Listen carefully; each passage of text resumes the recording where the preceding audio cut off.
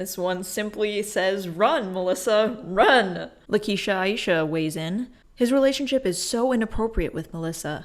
He needs to get help. He is really disgusting. Renee Marie Full, another stranger on the internet, says, "Well, this is excellent. Just let this guy talk, cause this evidence is priceless. Melissa has a fucking manipulated hostage. IMO." Really glad she put that IMO at the end. You know, in my opinion, that makes it okay, totally okay to call me a manipulated hostage. Charlie Jaws says, "You're miserable because you're with some 40-year-old bald guy that has mental issues. Get yourself a young boyfriend who can drill you hard enough. Then you'll be happy." Really, really great response, Charlie. Really, thank you. That's going to help me so much. You know, as if there isn't any value in me trying to work on my relationship with Isel. As if I didn't make huge sacrifices to start this relationship. As if this isn't my whole fucking life. As if things will be solved if I just leave this guy and find some random young boyfriend to drill me hard enough. Then I'll be happy. Yeah. Does that sound really smart? Did you think at all before writing this? And if you think that the relationship issues have anything to do with me not getting drilled hard enough, think again. I have way more orgasms in my relationship with Isel than I did with my ex, and we have a great sex life. What can I say? Past Time says, "I'm very worried for Melissa."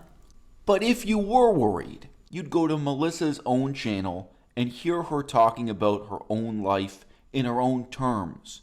And then you'd know what her real struggles are. You'd know what her real problems are, instead of going to a bullshit gossip channel, to a channel that is making things up out of thin air that you would see are flagrantly contradicted.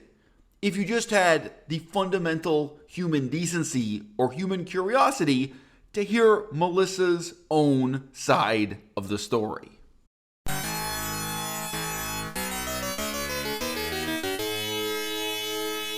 If you have used the internet in the past 5 years, I think it is impossible that you have managed to escape this phrase, "social media isn't real." Many people online say that Instagram is fake. What people upload to the internet is curated. They get to control their image. Don't compare yourself to what you see on people's Instagrams, what you see on their YouTube channel, because in a sense, you can never really know what somebody is going through in their lives. People choose to upload what they put on the internet, and they can decide, they can self-censor, they can decide what they want to put on the internet. And in this way, it's not real. We don't get a sense of somebody's whole lived experience.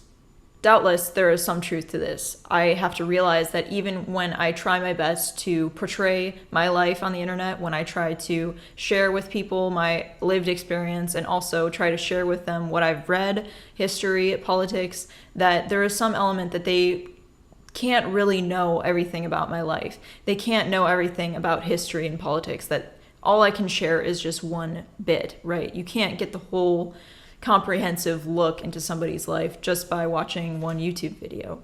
But you can gather a lot. And some people, they're coming on the internet and they're talking about their real lives.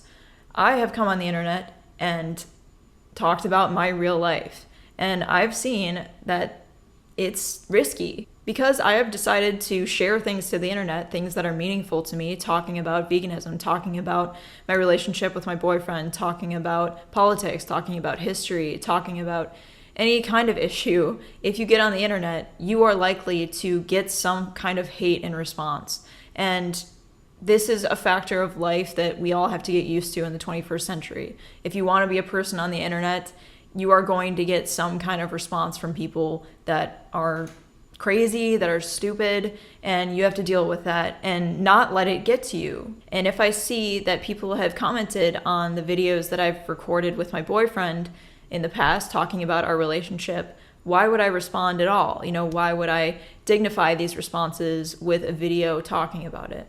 Somebody named RTM9 writes, "Wow, I had to unsubscribe from him because of the way I saw him treat his current partner, Melissa. She looks so controlled and brainwashed and like she's stepping on eggshells. It's so sad to hear him say to her, 'You're not that beautiful, you're not a good musician,' etc., and branding it as being honest and practical and being a realist, etc., when in fact it's so obvious he is primarily saying these things to hurt her confidence and keep her in feeling like she is dependent on him. A partner shouldn't say things in the way that he says things, even if they are true. And honestly, his current girlfriend is actually quite attractive. If you actually take the time to listen to Eisel's videos, if you try to understand what he's getting across, you wouldn't have this reaction. You wouldn't take this shallow point from what has been discussed on his YouTube channel. Like, if you read back what you say, like, you're saying that a partner should lie to their partner. A partner shouldn't say these things even if they are true.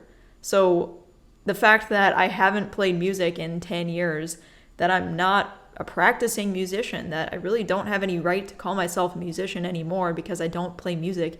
If he said that I'm not a good musician, it's true. I mean, I haven't been practicing. That's not been my goal in life.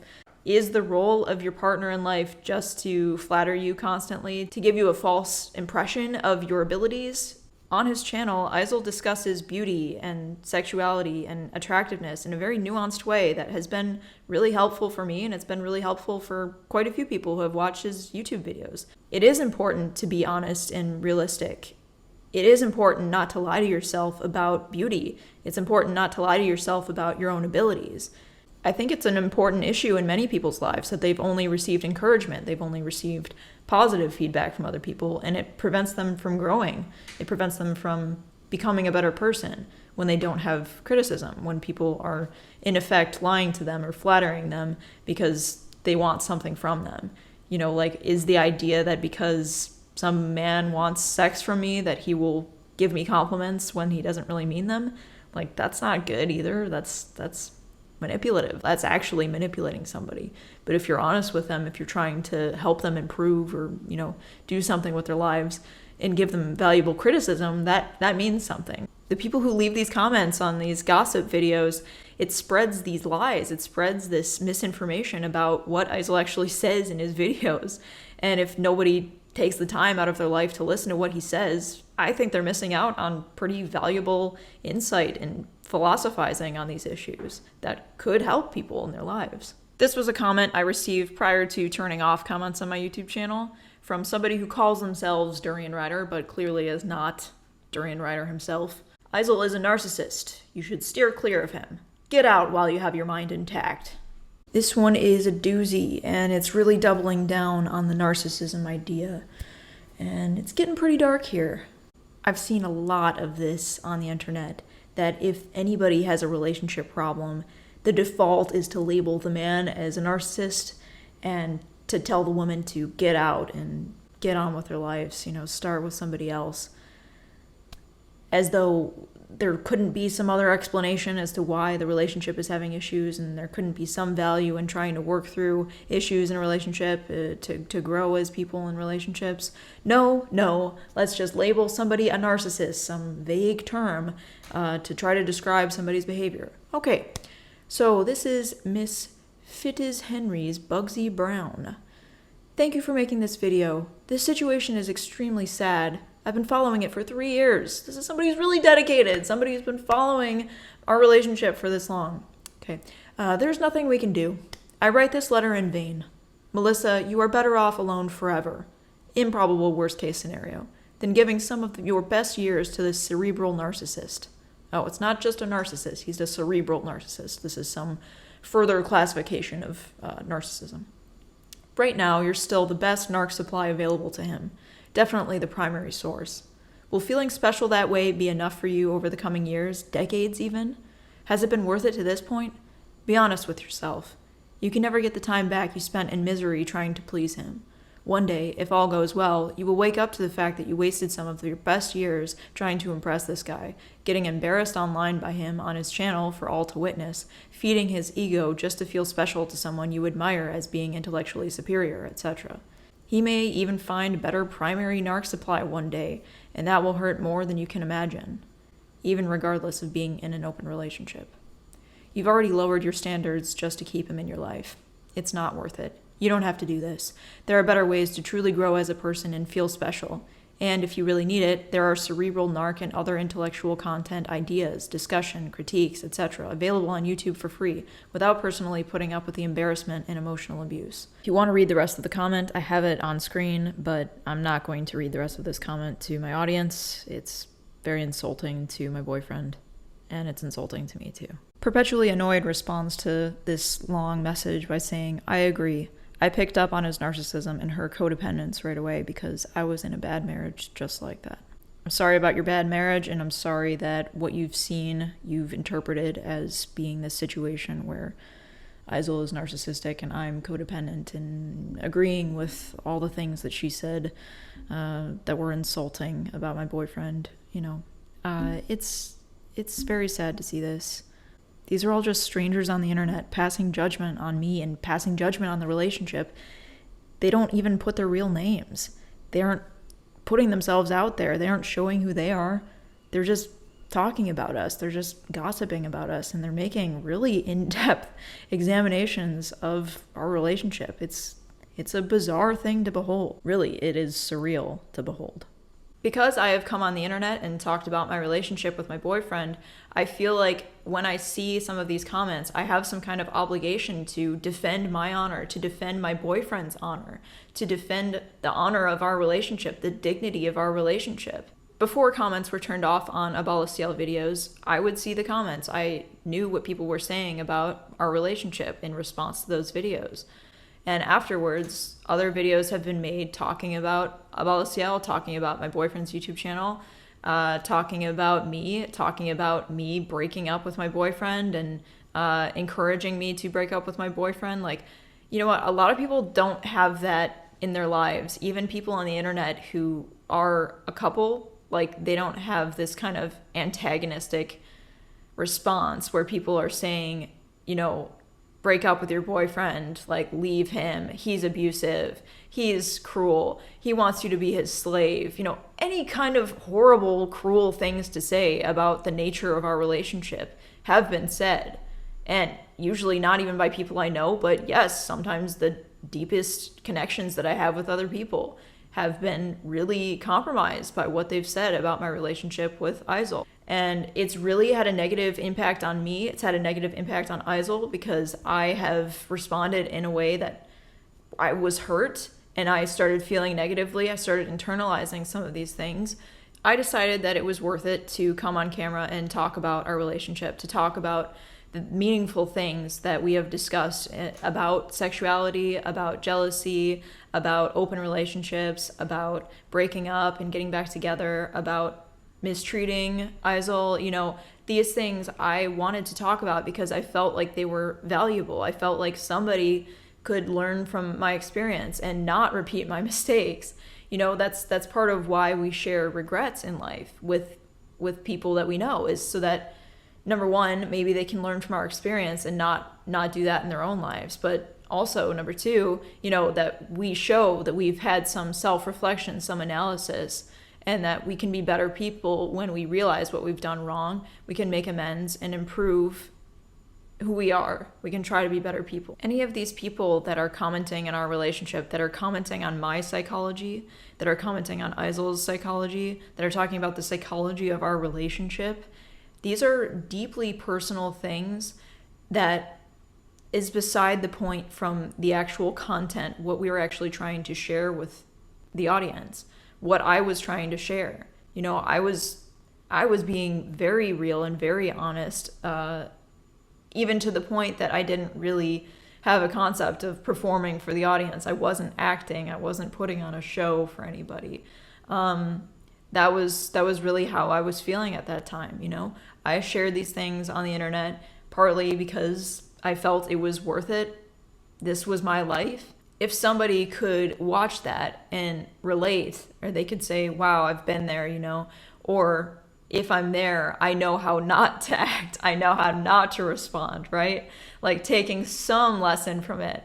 That to me, that is so valuable. That means so much to me, even if I can be an example for somebody to learn from. I can't even put it into words how much Isel's philosophy on life has shaped who I am today. It's made me into a person who is motivated to learn, that's motivated to try and educate, motivated to make YouTube videos, motivated to be a positive influence in other people's lives. This is what he's inspired me to become. And that's a wonderful thing. There's nothing undignified about that. it's good to have standards for what you expect in a relationship. And if people aren't meeting your standards, you either break up with them or you give them an ultimatum that they need to do better.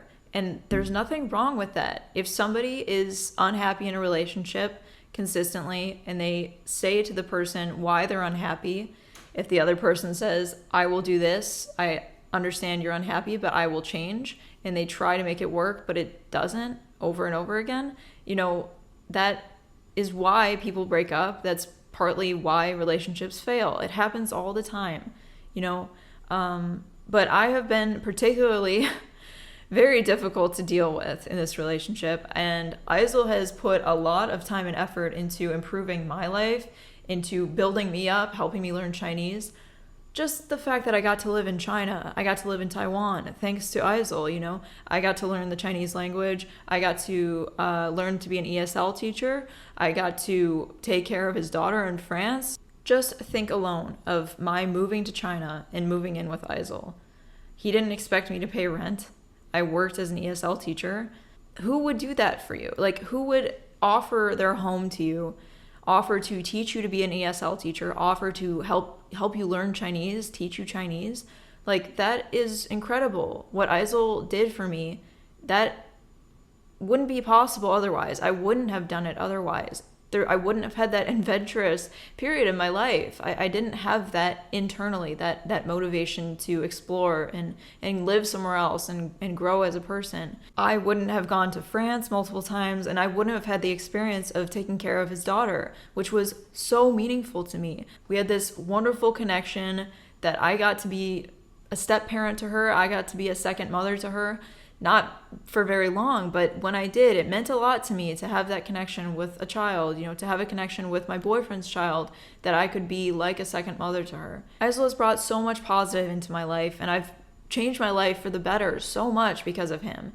Like, he is the reason why I am able to talk to you on this video. Is the reason why I am able to talk about things on the internet, to verbalize a lot of the things that were repressed, that I wasn't able to explain in the past. I still am working on a lot of things that happened in the past in my life, but I'm able to talk about it. I'm able to be honest, and I'm able to not live with shame and overwhelming guilt and wanting to disappear. Like, I have periods of time where I deleted my Instagram, deactivated my Instagram, periods of time where I haven't been uploading to YouTube because I just wanted to give up on everything. Like, I just didn't want to be out there anymore. I didn't want to be in this world anymore. Like, I have been through a lot in these past 4 years, a lot of emotional growth. And I can only think of positive ways that he has influenced my life, that he has made me a better person, that I have been able to talk about some of the things that used to be really upsetting to me,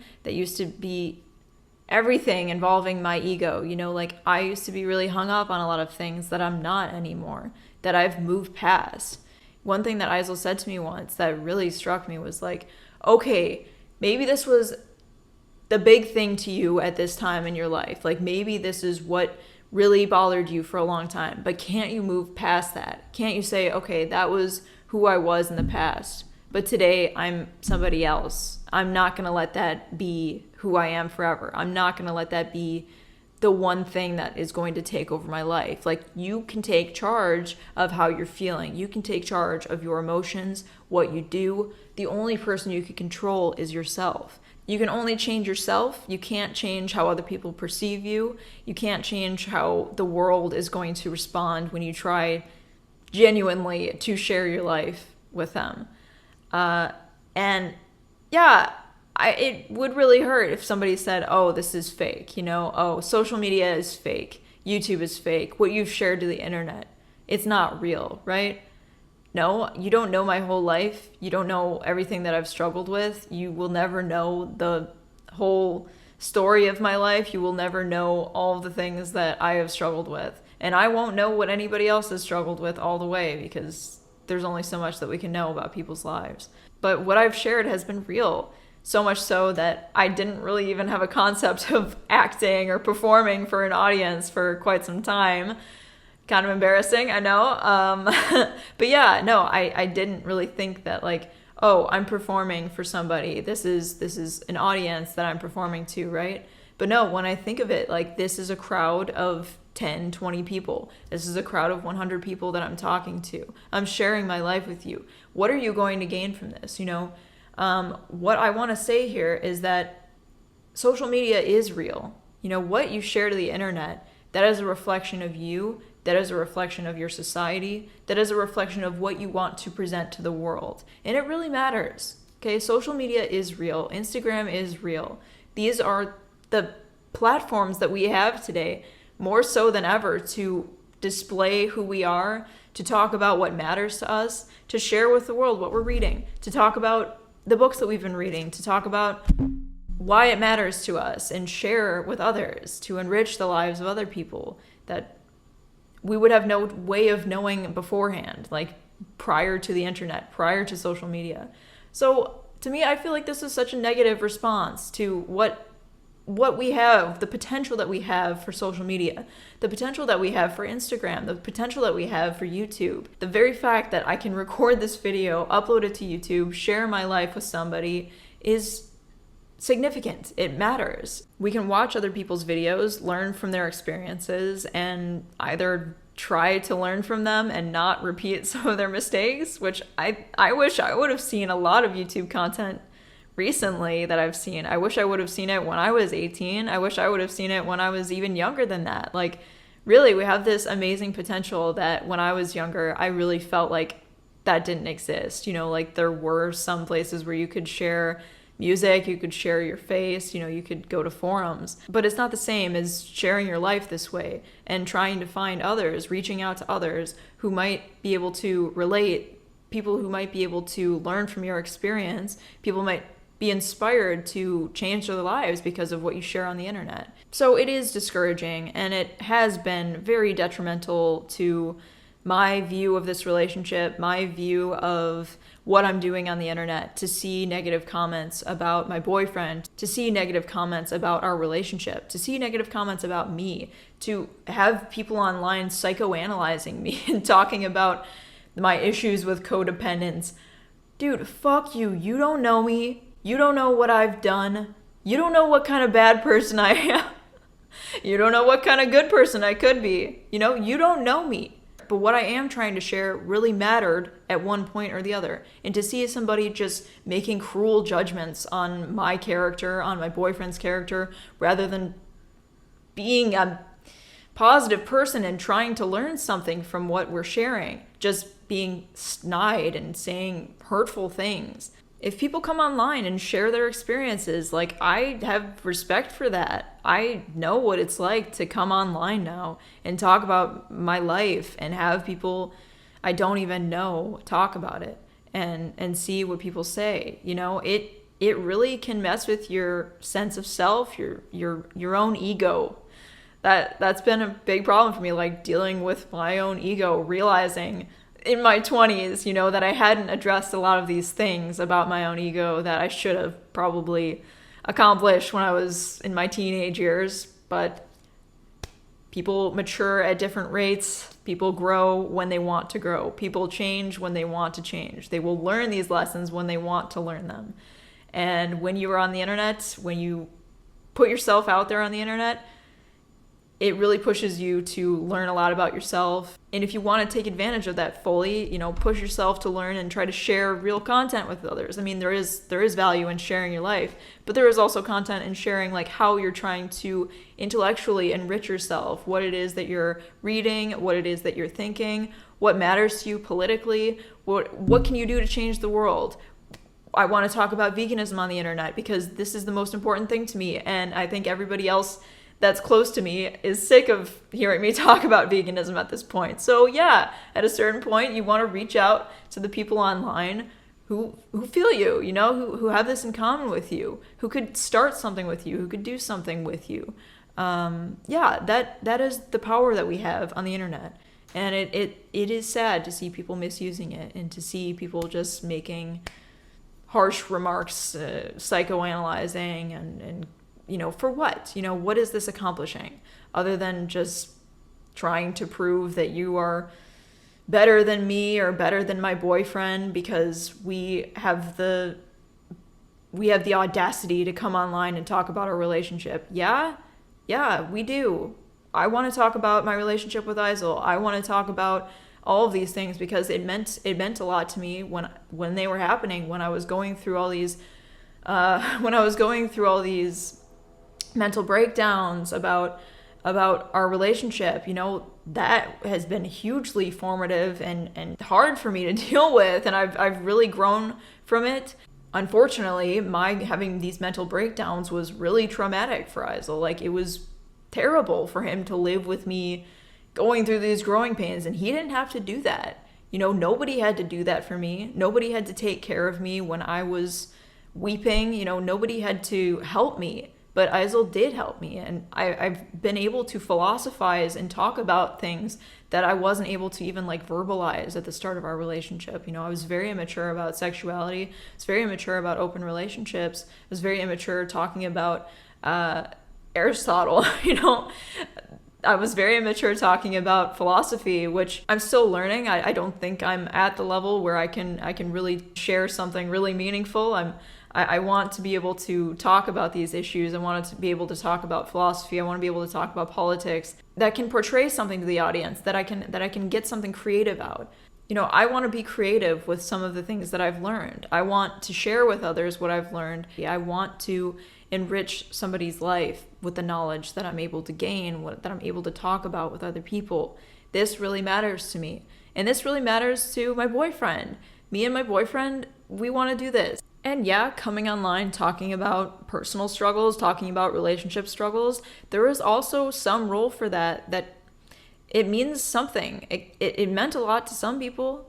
I think there is something to be learned from my issues in this relationship, my issues. Like, I think somebody can take what they've seen from me and whether it's a negative lesson to say, well, I wouldn't approach it that way.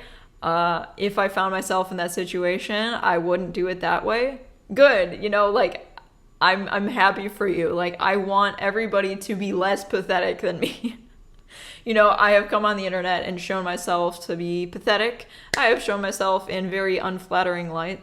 But that was real. You know, like, I am okay with being real online, and damn, it took a lot. It took a lot of growth. It took a lot of reflection, and it took a lot of being okay with being seen as stupid, being seen as ugly, being seen as immature, being seen as ignorant, any of this. You know, this was not easy, but this is who I am, this is who I was. You know, it's real. What I've shared, it's real. It's not everything, it's not my whole life, but yeah, I think it's valuable. Yes, we all have the option of only uploading flattering pictures of us to the internet.